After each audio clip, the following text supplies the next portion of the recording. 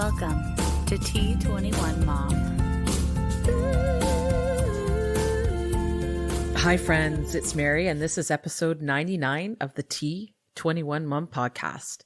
Thanks for being with me today. I've really enjoyed doing these short little mini episodes, as I like to call them. June is here and it has been busy and it's just flying right by, and the school is going to be out for us in a couple of weeks. And as I mentioned on the last sort of mini episode, I was getting ready for the farmers market to help fundraise for our Run Up for Down Syndrome team, Ainsley's Army. And so this past weekend, I was at the farmers market and I realized a few days before the market that it was Hats Off Day here in Burnaby, and it's a huge community event. And I thought, oh no. So the market wasn't really all that busy, but I actually still did pretty good. I made just over $700. So I was very happy about that. I know some of the other vendors were commenting that it wasn't terribly busy, which is too bad for them. You know, they're there to earn a living, but I still did really well. And, you know, I know for next year that I'll make sure we do it the week before. So we're not competing with the Hats Off Day, because that I want to go to the Hats Off Day because it's such a fun event. So, you know, and I had all my cookies out, and thanks Alicia for helping me. She made a whole ton of cookies for me, which was fantastic.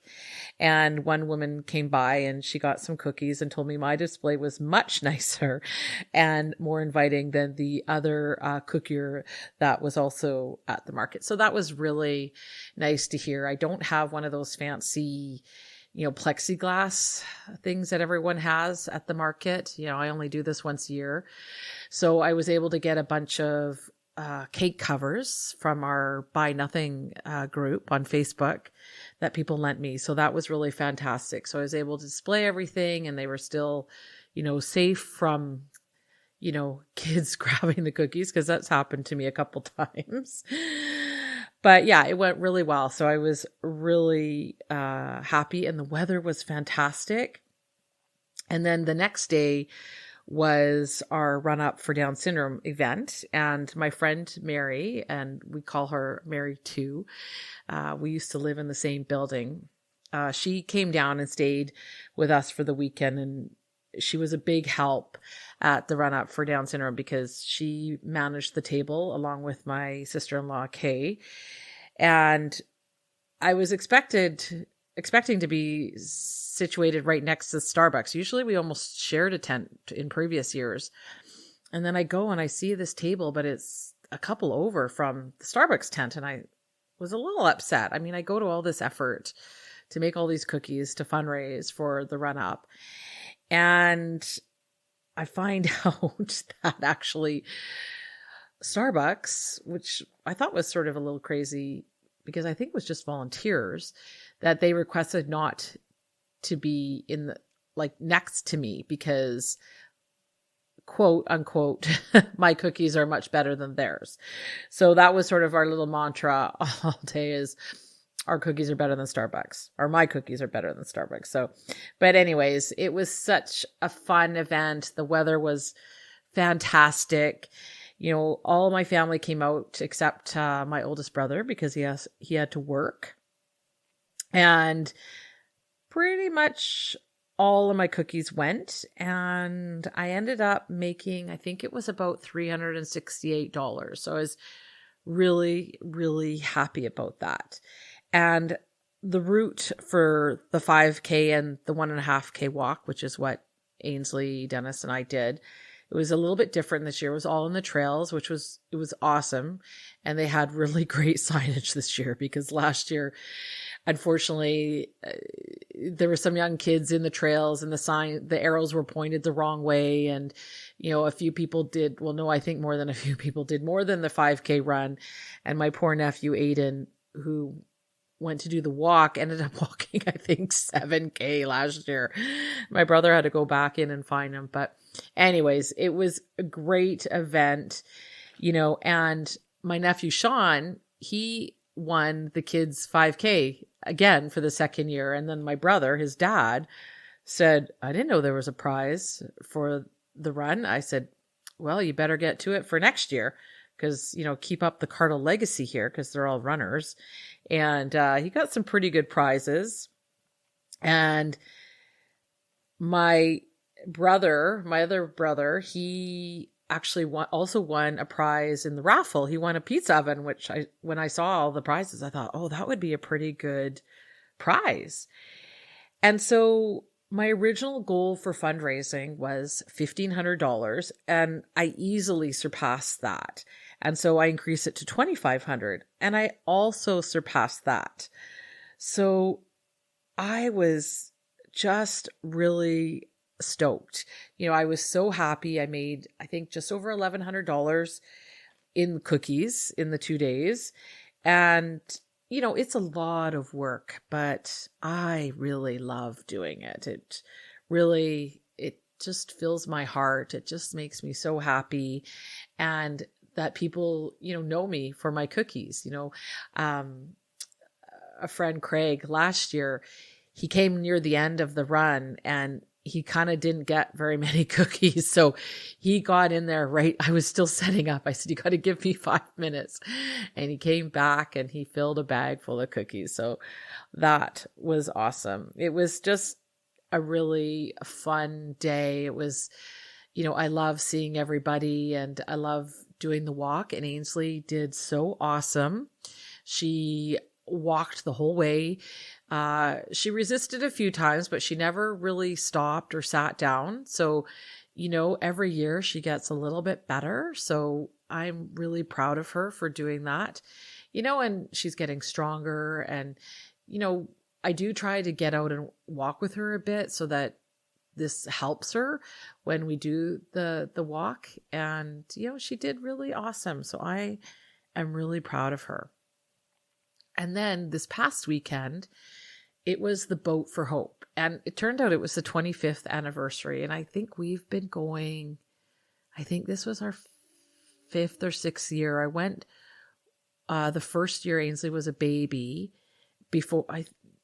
I guess we would have been sponsored by Variety at that time because we would have been invited. But so maybe she was a bit older than that. I can't remember. But then I didn't go for a couple of years. And then we've been going every year that they've had it since. And the weather wasn't great. It was kind of gray and a little bit cool. And it is such a fantastic event. Families get to go out on the water in a boat and meet up with pirates, and we get loot from them, and we have water fights with them and the Coast Guard and the police. I mean, even though it was pretty overcast and it only rained a little bit kind of near the end, but it was fantastic. We were on a really big boat. It was a converted fishing boat. I think he said from 1938. It was pretty amazing, but it was great because we could just sort of stay warm inside. They had lots of seats and stuff. So it was really fantastic. But next year, if the weather's good, we'll get on a little bit of a smaller boat. And these are still yachts. These are amazing boats. And it's all volunteers, these people who donate their day. And, it's not cheap to run their boat for several hours around on the waters there. So, I'm really grateful. It's just such a fun event, and everyone is just so much fun. And we get all sorts of loot from all the different pirates that come to the boat. It's just such a really fun time. And, even the parents have a good time, in the water fights. It's so much fun. And then every year they have a captain's dinner after for all the people, like all the boaters that were involved.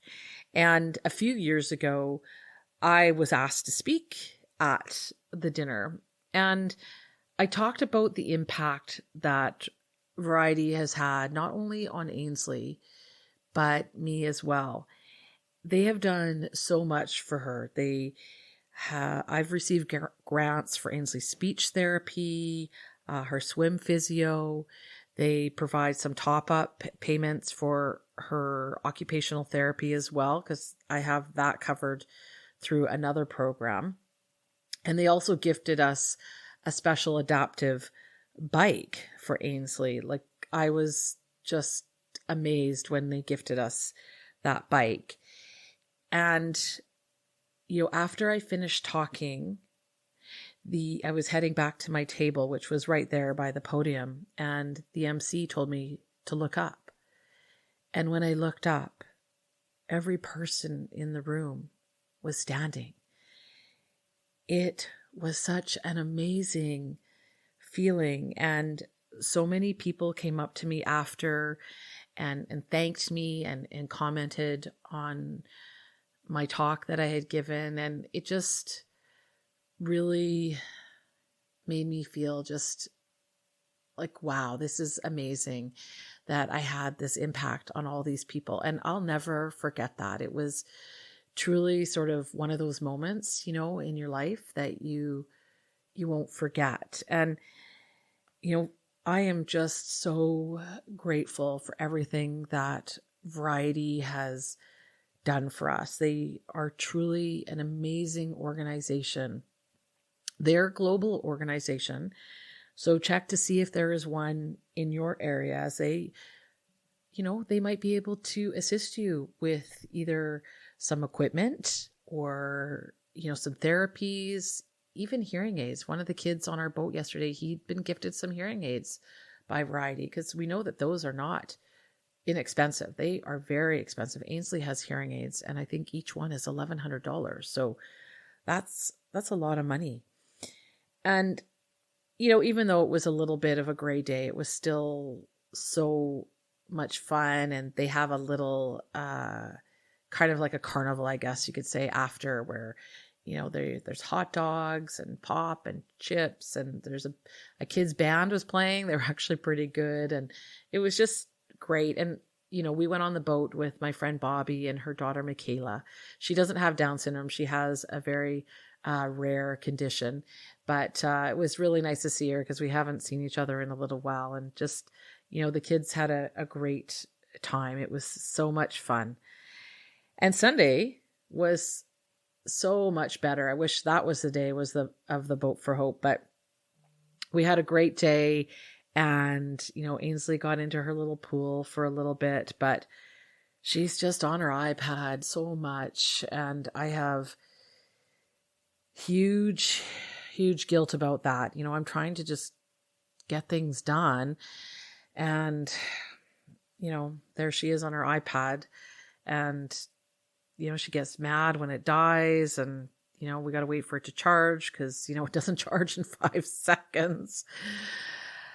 But I'm going to try to work on that a bit over the summer, try to reduce that screen time, because my guilt about it is pretty big. And next weekend, we have her dance recital. I'm not really sure how that's going to go. I'll keep you updated. I guess we just have to wait and see. Yeah, we'll see.